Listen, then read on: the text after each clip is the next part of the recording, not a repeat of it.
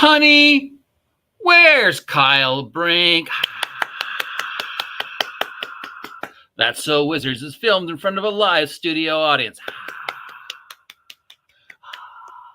Hey everybody, it's me, Wizards of the Coast. Ha ha ha ha ha ha ha ha.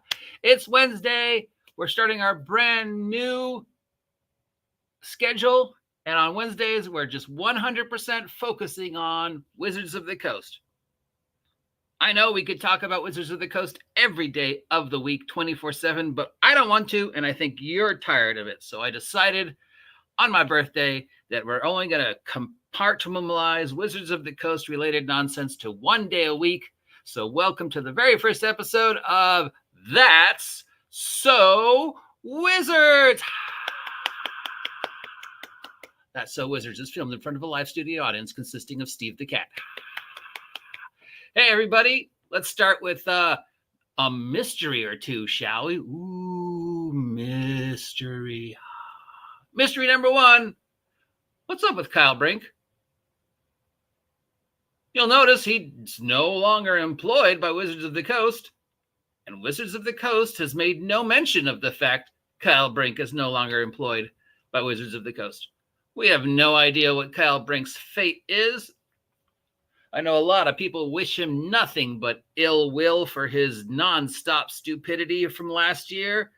And I gotta admit, yeah, Kyle, you kind of brought it on yourself.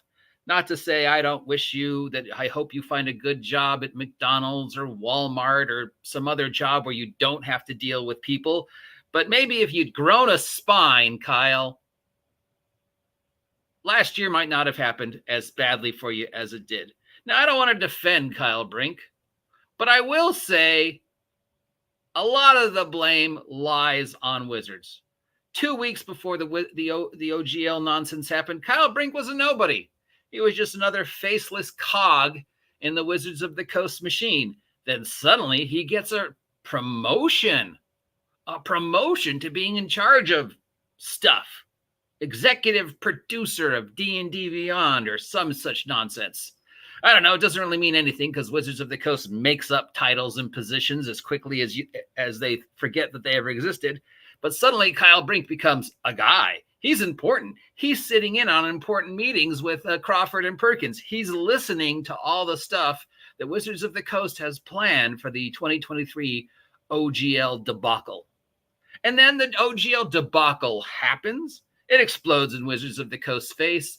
And lo and behold, of all the employees, who does Wizards of the Coast choose to represent them? A completely unprepared Kyle Brink. They throw him to the wolves. And then when Kyle made his utterly stupid comment about white guys not leaving the hobby fast enough, he was never given a chance to explain his comment, apologize for his comment, or say, hey, I'm just reading a script here, guys, which is what he was. Instead, he was just thrown to the wolves again. After he went on that first one, he was thrown to the wolves of Jeannie D. And say what you will about Jeannie D, she tore him apart and then slowly put him back together. From that point on, Kyle was reading a script, and it was obviously he was being handled, but the damage had been done. Nothing that came out of Kyle's mouth was taken as serious. He was looked on as upon an idiot and a fool. Several people were angry at him. I'm sure he received a few death threats, but let's face it, everybody and their dog went after Kyle. And again, I'm not defending Kyle. Kyle could have shown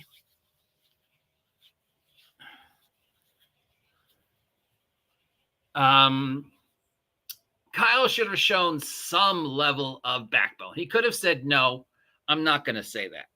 But he feared for his job, so he did say it, and then he never backpedaled it. And to know how badly Kyle Brink was run through the ringer, all you have to do is listen to his comments that he made after that stupid conference that they held where they mistakenly invited Connie Chang as a special guest, and when she hijacked the entire conference. Kyle was sick of Wizards of the Coast then. He wanted to get out, and it looks like he finally did. Wizards of the Coast hasn't acknowledged it yet, but Kyle is gone.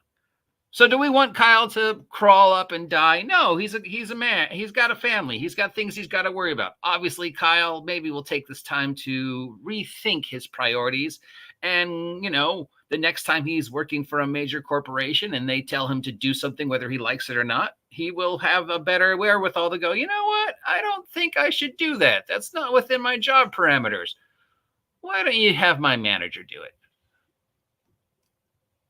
Hey, we've got our first content from Dark Winter. So what idiot decided to come down on the YouTubers reviewing their new PHB, considering they have quite the hill to cover just to get people to pre-order? Have their sales got any better after that? No, they have not. And we're going to get to that right next. Moving on to our next big mystery is the whole what's going on with the Player's Handbook, what's going on with D&D Beyond, what's going on with the pre-orders.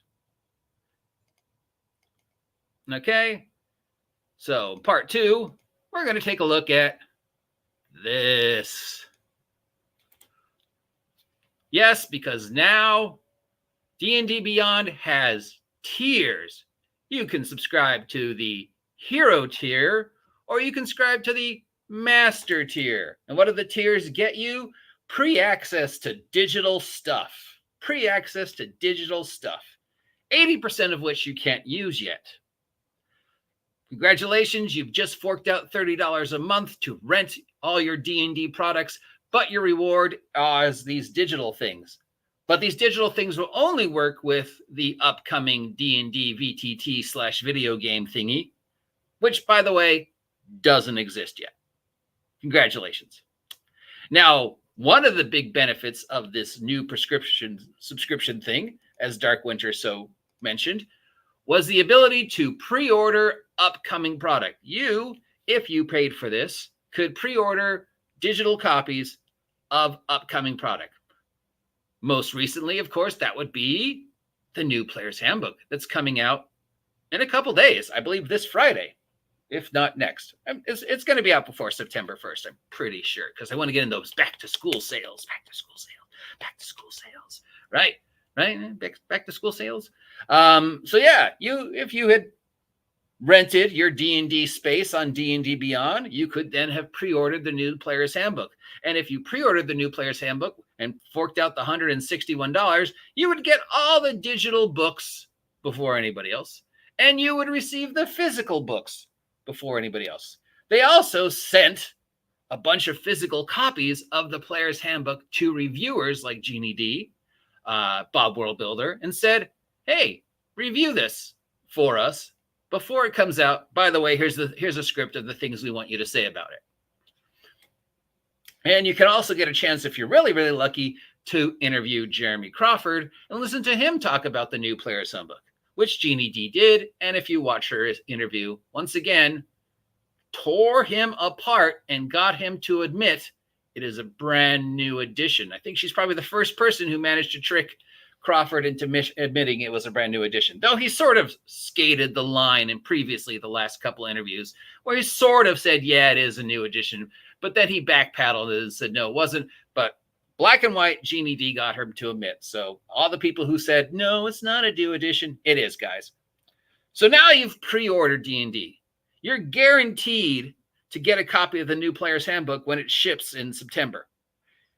If you're a YouTuber that does reviews like Jeannie, you've received your review copy. Gen Con rolls around and they announce, oh, by the way, we're going to have 3,000 copies of the Player's Handbook available day one of Gen Con. 700 a day is what I heard. I've heard more than that. I've heard less than that. We know Stephen Glicker bought a whole bunch of them. Yes, but I'm only reserving it to 1 day a week, Aaron. The rest of the week, I'm not going to talk about Wizards of the Coast at all, unless they do Incredibly Stupid. I'm focusing all my Wizards of the Coast talk for 1 day a week. It's Wednesdays only under our brand new comedy show, That's So Wizards. That's So Wizards is filmed in front of a live studio audience consisting of Steve the Cat. All right, so congratulations. If you go to Gen Con, you'll get a Player's Handbook before the people who got it for pre-order. So all the people who pre-ordered it and paid their Dungeons Dragons Beyond master fee to get to pre-order, to get to the guarantee that it'll be available to them sometime in September. And all the people who got the pre-order pre-copies to do reviews like Jeannie D and Bob Willbuilder, well, fuck you, because we made it available to any Tom, Dick, Harry, or Steve Glicker who walks through the door the first day of Gen Con and buys them. And I think Glicker bought like 20. And then the reviews started. People bought it, and they started having reviews going up. The second that Wizards of the Coast made the Player's Handbook available on that first day of Gen Con, they violated their own NDA contract. So a lot of people put up reviews because they thought they could. We had the official reviewers like Bob Willbuilder, but then we just had anybody. People were reviewing it because they bought it and thought they could review it, and it felt like Wizards was telling them to review it. There were contracts available. People were receiving emails.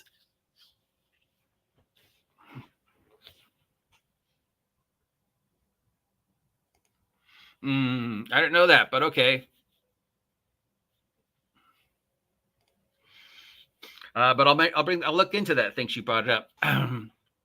So these videos went up, reviewing, looking at Wizards of the Coast brand new Player's Handbook that was out and available 3 weeks before the people who pre-ordered it. Fuck you, people who paid $160 to pre-order it. These idiots get to walk through their front door and pick it up now, thus violating our very own NDA because we're idiots. So then, after these people picked it up and put up these reviews, somebody in Wizards went after them and started filing copyright thingies, copyright infringements, copyright dings. Suddenly YouTube was getting a bunch of, hey, take this down. They're violating our copyright. Hey, take this down. They're allowing people to make copies of it. Hey, take this down because they're violating the NDA and putting it online, even though we told them they could put it online. So Wizards claimed their concern was that somebody was going to show all the pages of the Player's Handbook, allow guys like you or me to take pictures of each individual page and print out their own Player's Handbook and thus not purchase one. Mind you, the SRD for the Player's Handbook will be available when the Player's Handbook comes out. Oh, no, it won't. We decided to release the SRD in 2025. Why? Who knows? Even though the SRD is in the new Player's Handbook along with the new CC. But if you want a copy of it for free, you got to wait till July next year. So, if somebody has the wherewithal and the technology to go through somebody else reviewing the Player's Handbook frame by frame, take the pictures of it, turn it into a legible document, and then print it out and bind it so that they could have a Player's Handbook for free. If you want to spend that much time and effort, God love you. Go for it. I would say, dude, if you've got that level of technology, go for it. And by the way, Wizards probably wants to hire you. We'll get to that in a second. So, of course, several of these individuals went, wait a minute, what's up? Why are you doing this? You told me I could. I've got a document right here that says I could review it. Well, these complaints went to YouTube. YouTube turned around and went to Wizards of the Coast and said, hey, did you tell these guys that they could review this? And Wizards of the Coast in return said, oh, yeah. Yeah, I guess we did. So the copyright dings were gone.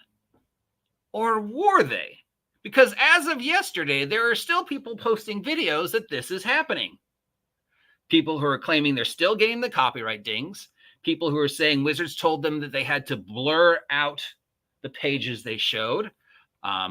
And the various other versions of this story. The story has ranged from, I got a copyright ding, Wizards of the Coast told me I had to remove my content or else, to Wizards of the Coast told me I could blur it out, but still show it, to Wizards of the Coast said I could show it, but as long as I put this big red NDA thing on it. By the way, the NDA that Wizards of the Coast violated when they made it available the first day of Gen Con, violating their own NDA. Which means, yeah, you could make a copy of it because they sold it to you. And once it becomes your property, as long as you don't violate their trademark, you can show it because the SRD for D&D 6e will be free. So as of this morning, this is where things stand. As far as we know, everybody who got the copyright ding has had that removed, and the content they can put on, maybe they have to put a disclaimer, maybe they don't, doesn't really matter, because is Wizards going to send the Pinkertons against them? Does Wizards really care if a small mom and pop guy like me puts up a couple pages of the player's handbook? No. Wizards' concern was you were violating the copyright by showing people the pages, and they were afraid somebody could make a copy of it. And again, I would say, look, dude, if you can do that, you probably could get a job at Wizards. I just want to remind everybody again that this is all over the digital pre-orders and the POD, as Aaron just brought up, that was only available on D&D Beyond. So you have to pay the monthly fee, preferably the master fee. So that's $10 a month. Then you have to pay for the digital copy of the game. Then in order to continue to access that digital copy, you have to continue to pay the monthly fee, or else you can't access it anymore. And the DLC stuff is available as well, as we know.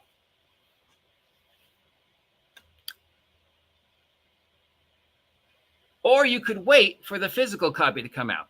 But again, by being a member of D&D Beyond, you get to pre-order the physical copy, and you get the physical copy shipped to you, because they're done and have been done for a while, before anybody else gets them. Before the mom and pop stores get them. Before Target gets them. Maybe. Unless, of course, you go to a convention where Wizards of the Coast says, hey, we've got 3,000 copies of this thing that we're not supposed to have for another month. You want one? And people walk in and go, sure, give me 20.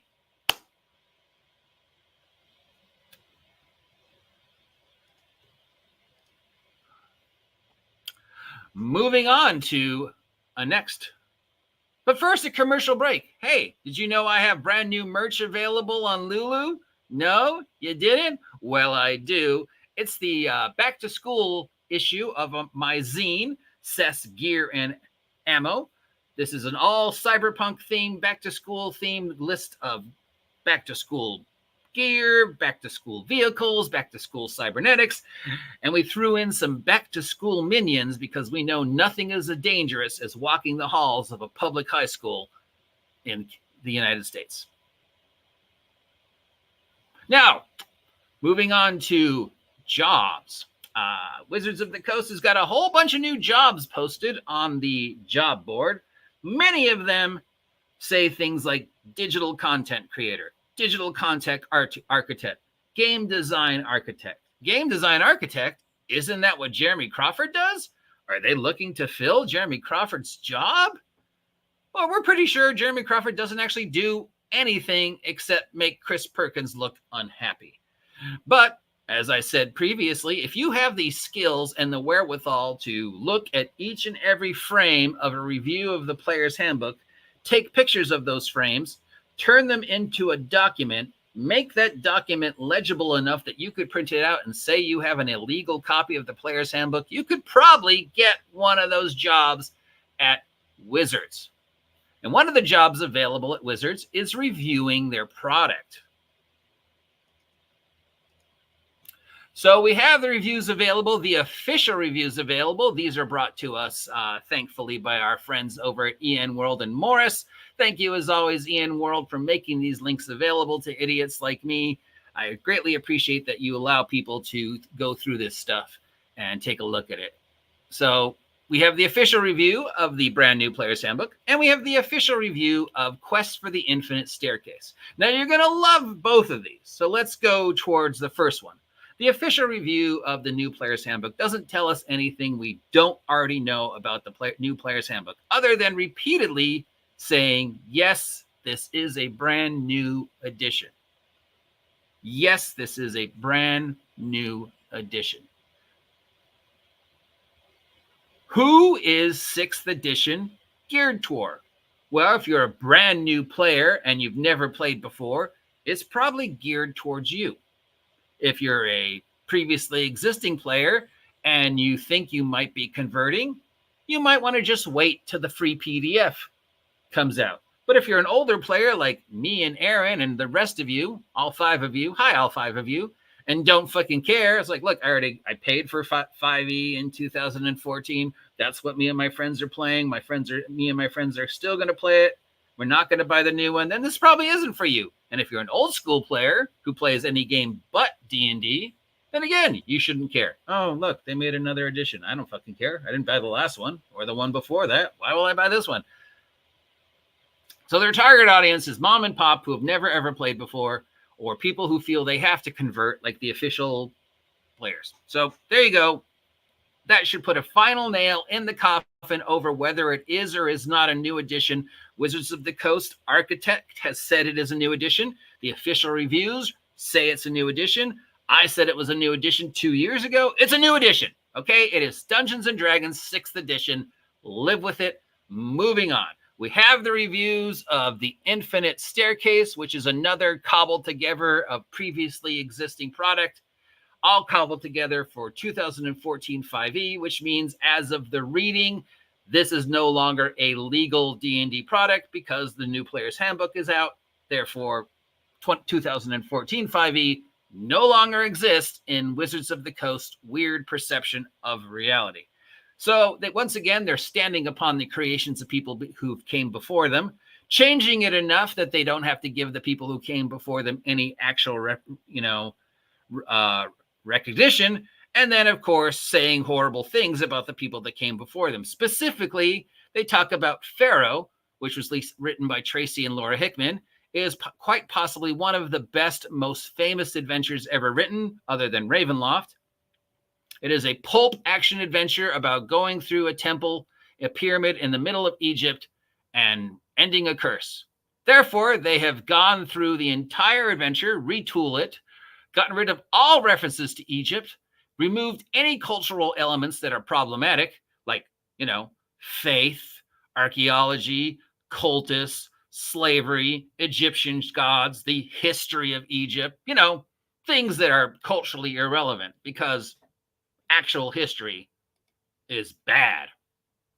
Telling people what happened in Egypt is bad. Referencing the Egyptian mythology is bad. So let's just replace all the gods that are mentioned in Egyptian mythology with our own gods. And let's just replace any mention of anything that was historically accurate with super happy fun, which would make the adventure pointless because the Pharaoh's curse was all about the horrible things he did and you trying to break the curse and end his torment. So yes, they have gone through each and every adventure, stepping on the shoulders of others, cobbling it up, removing anything problematic, removing anything that mentions the previous editions, and making it a brand new edition, except several of these are referred to as brand new. And my favorite of all the brand new things we've never seen before are the brand new magic items we've never seen before, except, of course, we have seen them before because they were all from the previous adventures. You're just reprinting them. And the brand new creatures we've never seen before. Specifically, one of the adventures features a djinn, and Wizards goes out of their way to say, you've never seen a djinn in our adventures before. Not, you've never seen this specific djinn, you've never seen a djinn. So in the past 50 years, there's never been a djinn. And people keep asking, why is Wizards doing this? Why is Wizards doing stupid things like this when we know that's not true? Well, here on That's So Wizards, we have a theory. That's So Wizards, filmed in front of a studio audience consisting of Steve the Cat, sponsored by Seths Gear and Ammo. Wizards of the Coast has made it very clear they want to erase any connection to the previous history. The past 49 years never happened. That's why they're devoting so little energy to the 50th anniversary.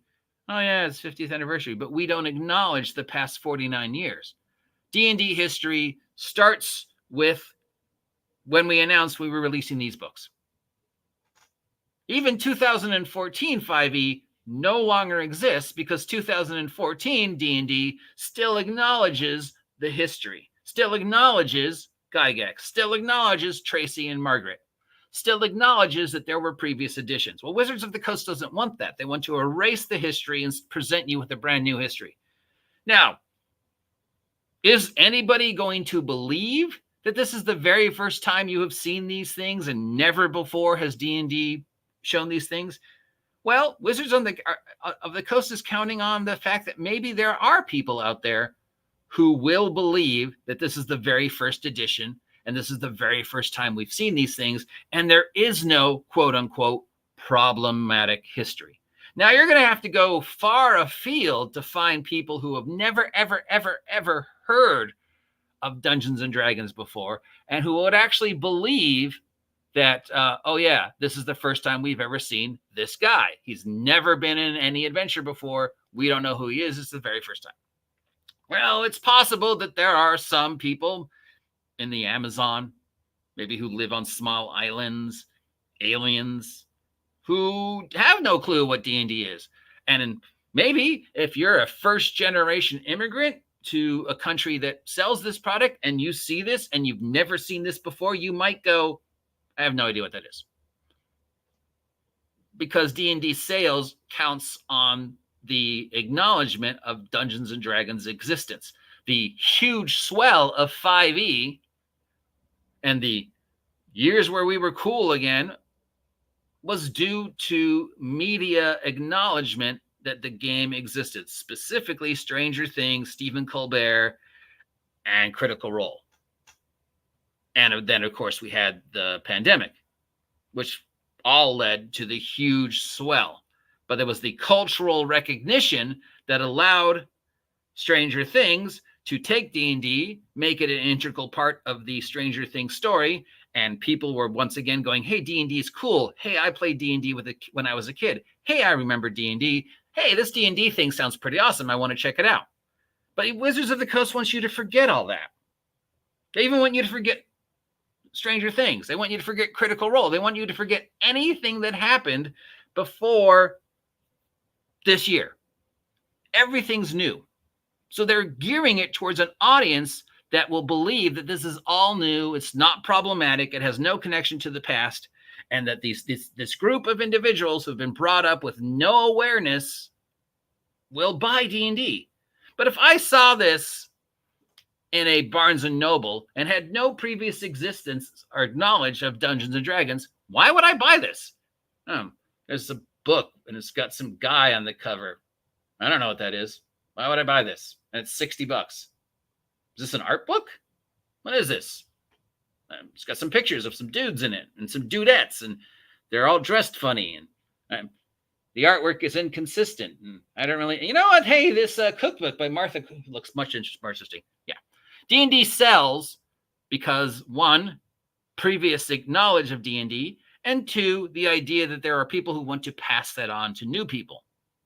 If you refuse to acknowledge your past, Wizards, you have no future. You can't tell people this is the first time they've ever seen this before, because 99% of the population will call bullshit, and the 1% population who actually believes you will go, why should I buy this? So Wizards of the Coast is their own worst enemy. We constantly talk about what's going to be the D&D killer. Well,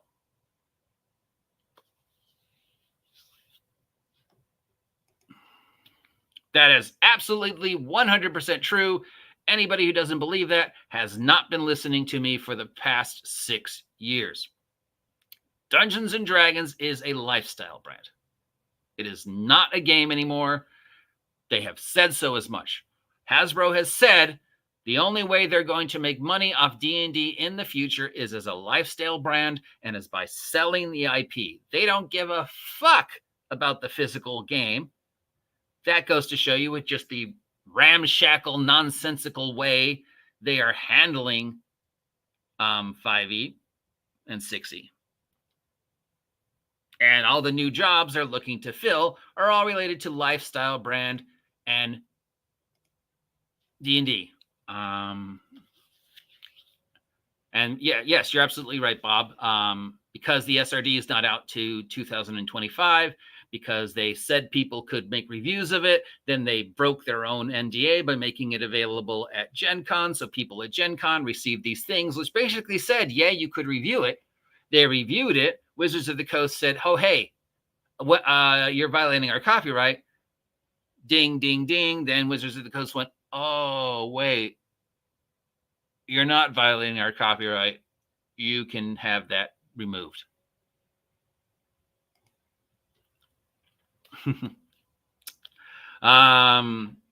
Yes, will there be a Dungeons and Dragons online Dungeons and Dragons Go? They've already said there will be. That's what they're waiting to happen. That's going to be the big money maker. That's going to be the final thing. Wizards of the Coast, Hasbro is going to be the D&D killer, not Stormlight Archives, not DC-20, not Daggerheart, not the game I make, by the games I make, by the way, links down below. You know, they're going to kill themselves, and Hasbro's already admitted they don't need them. We don't need you, because Dungeons and Dragons is a lifestyle brand, and the future of Dungeons and Dragons lies in digital and licensing the IP, not in the physical game.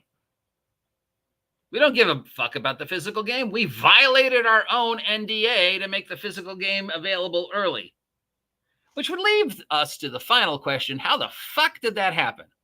You would think that there's somebody, I don't know, an attorney, whose job it would have been to make sure the NDA 2024 Gen Con YouTube thing didn't happen. Somebody whose job it was to make sure that line of communication maintained open. But as we know, at the beginning of the year, Wizards fired like 1,000 people. And you know who one of those people were? The persons whose job it was to make sure communication errors like this did not happen. So because the person whose job it was to make sure this didn't happen no longer works for Wizards, it happened. The end of Wizards of the Coast physical media will kill physical media. Now, this shouldn't come as a surprise to anyone. And if it does, you haven't been paying attention to me for the past 6 years. Hasbro told you this was the plan. And Hasbro repeatedly has told you 3 times a year since 2020, this was the plan. This has always been the plan. D&D will be 90% dead by 2027, and it'll be 100% by 2030, as we know it. They have always said that was the plan. They don't need Wizards of the Coast. They don't want Wizards of the Coast. Wizards of the Coast is nothing but a bad press magnet. And the only reason they're allowing Wizards of the Coast to continue in this slow heat death is name recognition. And because every time we donate time to talking about what stupid thing Wizards of the Coast has done this week, that's time we're not donating to what stupid things Hasbro's done this week. Like, I don't know, fucking up Power Rangers.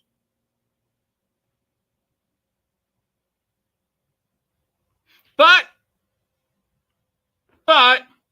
it's not all bad news. We do want to end this week's episode of That's So Wizards on a high note. So out of all the stupidity for this week, and let's face it, it's been a pretty mild week for them, and their lounge is stupid. We do have some good news for fans of one of the most beloved IPs to come out of the history of the game, Dragonlance. Specifically from Margaret and Tracy themselves, they are doing a brand new series of books published through Random House. We'll see them starting in 2025, 2026. They're exploring some of the history of Dragonlance with new characters, old characters reappearing, stuff like that. But the best part of that is there is no connection to Wizards of the Coast whatsoever. This will be 100% Tracy and Margaret once again writing Dragonlance without any connection to Wizards. And this will be the project that Joe Mangialia will be working on with them, because Joe Mangialia is no longer a fan of Wizards, let's face it. So there is some good news to come out of this. If you're a Dragonlance fan, this should make you very excited. Brand new Dragonlance product from the people who created it. and no connection to Wizards of the Coast whatsoever. And I've got nothing else to say except that's so Wizards!